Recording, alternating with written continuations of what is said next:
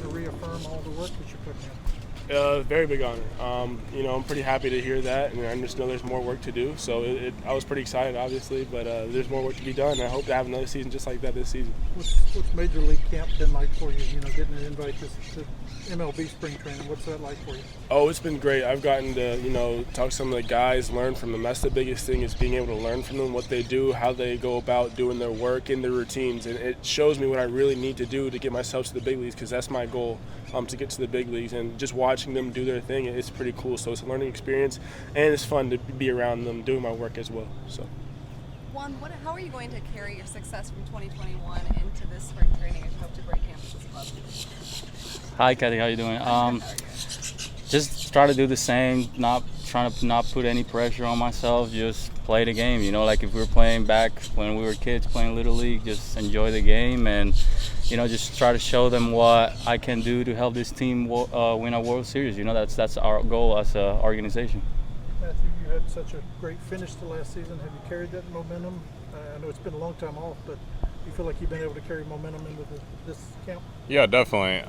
It was kind of like I said in my prior interview, it was nice to see that I was able to make the adjustments in season to kind of turn it around there at the halfway mark. And then to be able to go home and have 4 months to really hone in on those things definitely gave me a lot of confidence coming into the spring, and I'd say I'd definitely carry that momentum through the spring and into the season. When you see those ratings, does it just affirm that you're on the right track, you're doing the right things, the hard work's paying off?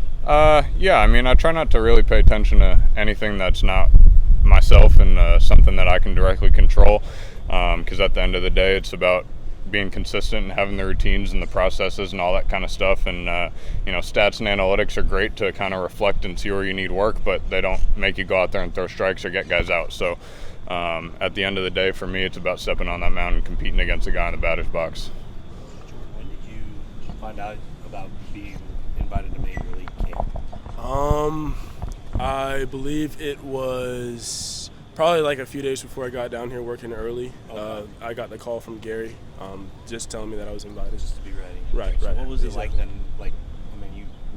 You're working on the minor league side, but to know like, hey, this lockout might ends, I could see what the other half is like.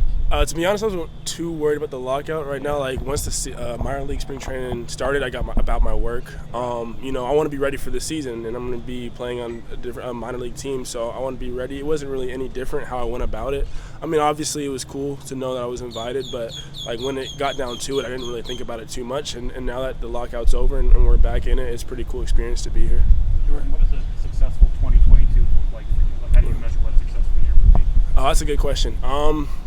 Honestly, what I do every year is I call my dad on the phone and set goals. And I haven't set those goals, and if you would like, I can tell you what those are once I set them. But I have goals for myself every year, and once it gets closer to the season, I'll set those goals, and then maybe meet some of them. That'll be success, and then there's obviously room for improvement if I don't meet the goals that I do.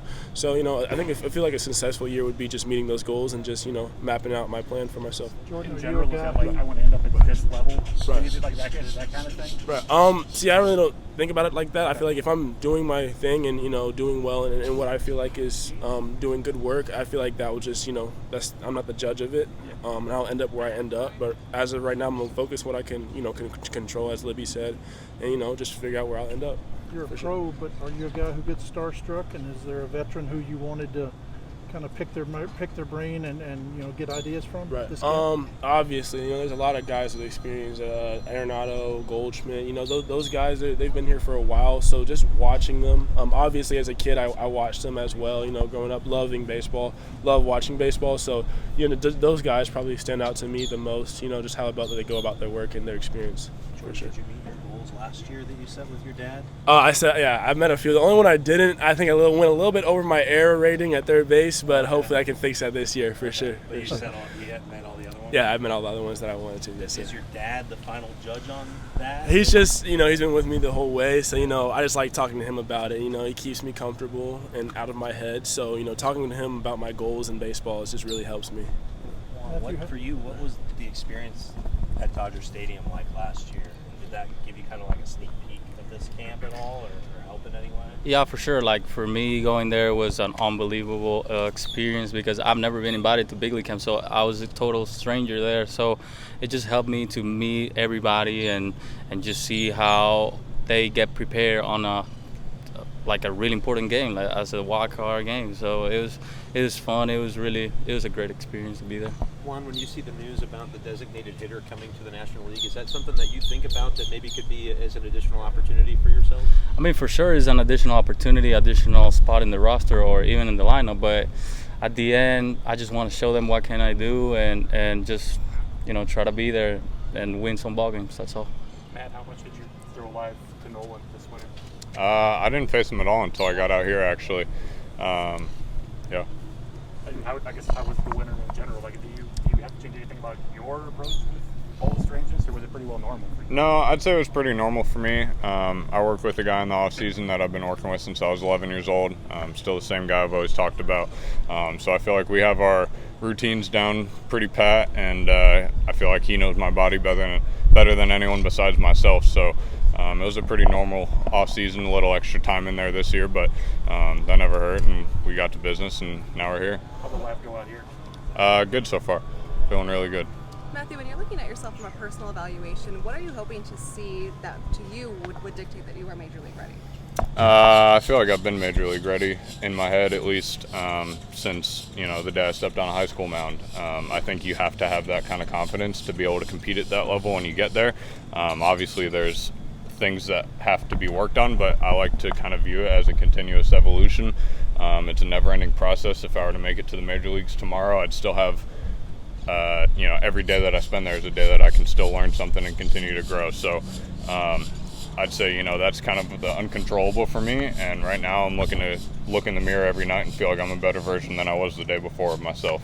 Matthew, Gorman was saying the other day, there's this phrase, be where your feet are. Mm-hmm. So your dad taught him that when you guys were like 11 or 12. Yeah.